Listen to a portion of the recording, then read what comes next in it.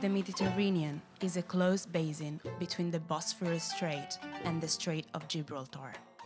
Within it, linguistic, political and religious diversity unite 28 countries and 3 different continents into a great cultural koine: Europe, North Africa and West Asia. About 450 million people and 3 major monotheistic religions, Judaism, Christianity and Islam, are united by sharing a heritage that has been the basis of the very idea of civilization. Water is the origin of life and is the engine for the development of human communities that can secure prosperities and supplies from the management of this blue gold. The Mediterranean has always been a crossroad of trade and migratory phenomena. Its waters are home to a variety of living forms that make it one of the hotspots of global biodiversity. But this natural wealth risks being compromised and may affect the lives of millions of people. Climate change is threatening the availability of water in the Mediterranean basin, with worrying effects. Nearly 4 billion people around the world experience severe water shortage for at least 1 month a year.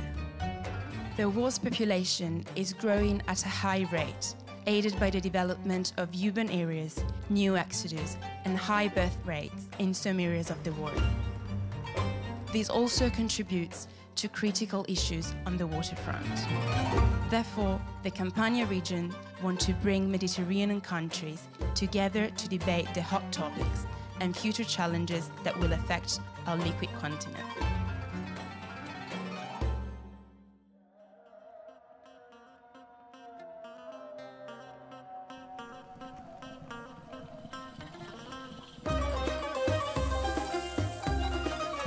Turkey is one of the richest countries in the Mediterranean as for water. Its demand has almost doubled in the second half of the last century and continues to increase as a consequence of the drought effects and dizzying population growth. The largest problem of the water cycle is what we call anthropogenic effects. That's to say effects of growing populations, because the population is growing fast, global populations, and there is simply not enough water, number one. Or maybe there is still enough water, but it's not going to be enough for a long time. The country has one of the highest threat levels to water safety in Europe, and many areas face high water stress.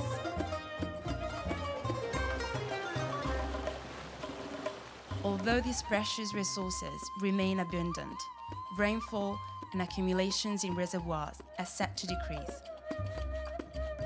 About 74% of Turkey's total water supplies is used in the agricultural sector, which employs nearly 50 million people.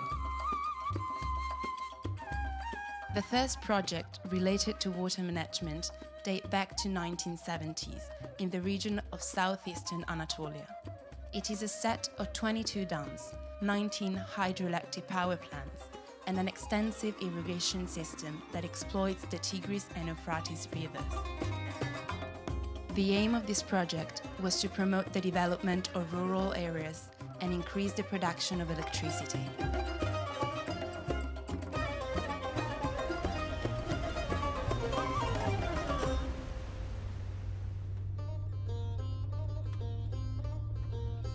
Morocco, like other North African countries, suffers from an endemic water shortage.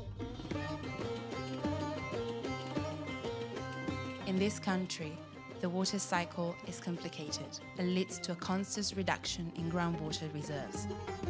The causes are well known: the climate change and a strong dependence on rain of the agricultural sector. It was therefore decided to combine the desalination technique with solar energy.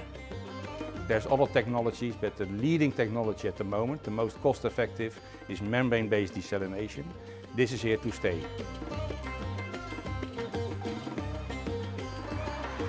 The largest desalination plant powered by renewable energies has been built in Morocco.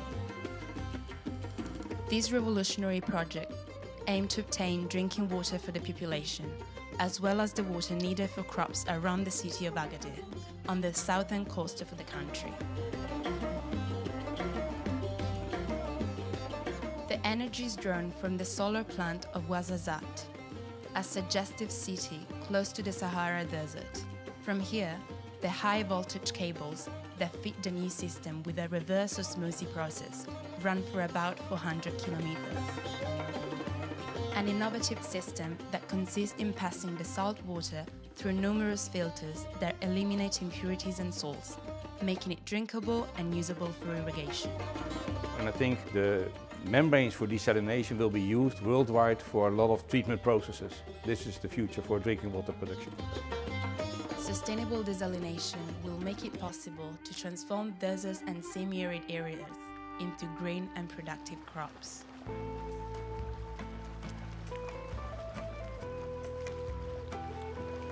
The islands represent a separate reality due to their peculiar climatic and physical conditions.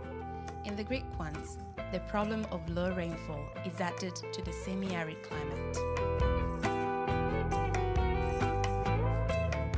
Water cycle globally and locally is much more complicated. In the Mediterranean country, in this region especially, I believe that there are some specific issues, notably less probable predictability of the precipitation events. Water management is affected by the limited dimensions caused by the typical physical conformation of the islands, the remotes from the mainland, and the scarcity of available resources. The main economic subsistence of these places is centered on key sectors such as tourism. This means being able to manage large numbers that require targeted solutions to rely on its internal capacity. From the collection of rainwater, which is easier to carry out, to the transport of fresh waters and desalination. It is therefore necessary to strengthen the technological and management capacities in order to make the most of the island's freshwater supply and reduce the waste and pollution. The effort to be made is in the hands of professionals in the water sector and the entire community, with particular attention to tourism operators.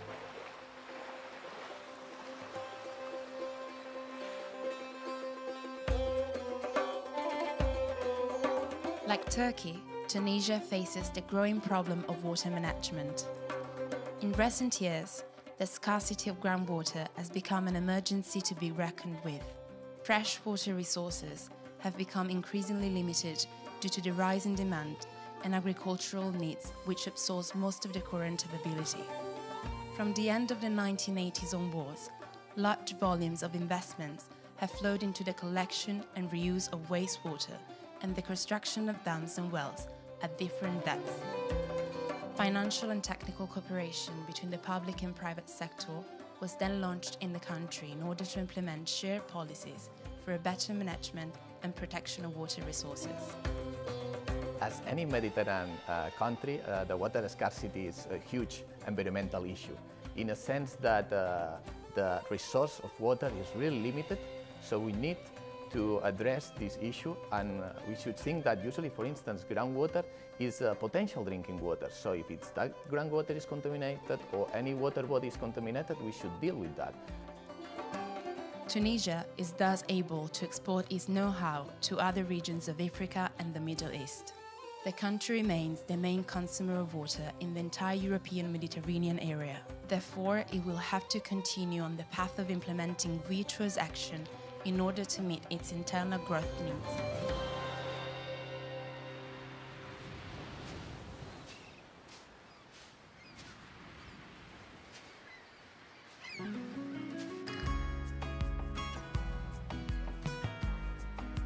Even in the Iberian Peninsula, drought is a problem that has been going on for several decades, mainly due to the increasing temperature rise. That's why it is important to implement a wastewater management that meets the population's needs. Wastewater treatment plants are necessary in cities because basically it's the way to return water with a good quality and a low impact into the environment. Urban wastewaters represent a danger to public health, as well as being the main cause of coastal and internal pollution. The Murcia region in south Spain is one of the hardest hit by drought. Turning wastewater from an energy demanding process to an energy producing process will be a big change in wastewater treatment. The country's agricultural sector requires an amount of fresh water that is not always available. This is why the development of a system for the exploitation of groundwaters contaminated by nitrates and salts, capable of retaining the nutrients necessary to irrigate the fields, has been underway for several years. The reuse of regenerated water from municipal purification plants plays an essential role in Spain and Europe for various purposes.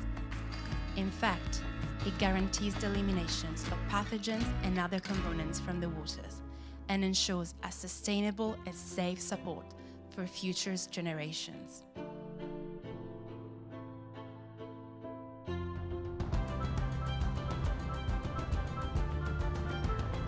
As early as 2025, half of the world's populations could live in areas subject to water scarcity. The Campania region is actively engaged in this regard and intends to promote collaborations between academic realities for research projects and exchanges of experiences between economics operators of different countries.